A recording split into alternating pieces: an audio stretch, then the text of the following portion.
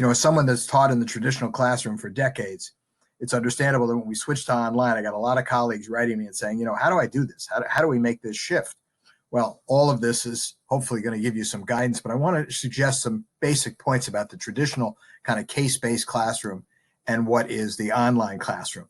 Think about the way these kinds of things, and this is what colleagues wrote me. What do you do with the lengthy opening cold call? Sometimes traditional kind of case classrooms, it's sometimes 10, 15 minutes of a student answering the opening question.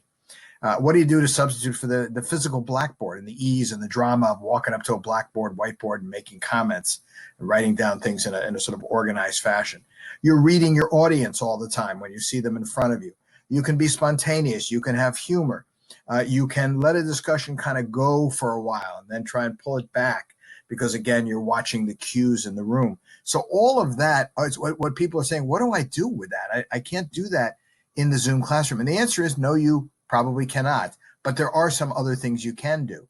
So instead of a lengthy opening cold call, short inputs from lots of students perhaps to begin with. Maybe one student can go a little bit longer, but multiple students. You're going to find different ways, and we'll talk about different ways to create a blackboard, whiteboard, other ways in which you can capture people's ideas. And some of that may be even more appealing, particularly if you end up with a sort of stylus on an iPad.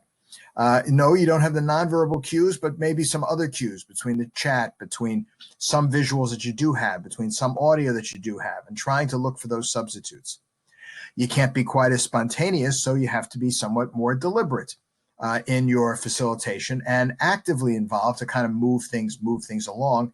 And finally, where I might have thought in a 90-minute time frame, I had 3 30-minute segments, and I would ease my way through the 30 minutes, knowing where I wanted to start and where I wanted to end, but I could graze in the middle.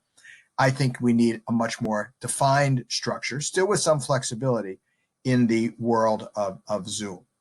You put all that together, and basically what I'm saying is the basic shift is that expect that you're going to have more variety, keeping it moving much more quickly, and you're going to look for varying ways to get more people involved, actually, and for quicker bits in discussions than you might normally, and to animate as many parts of the discussion as possible to keep it lively.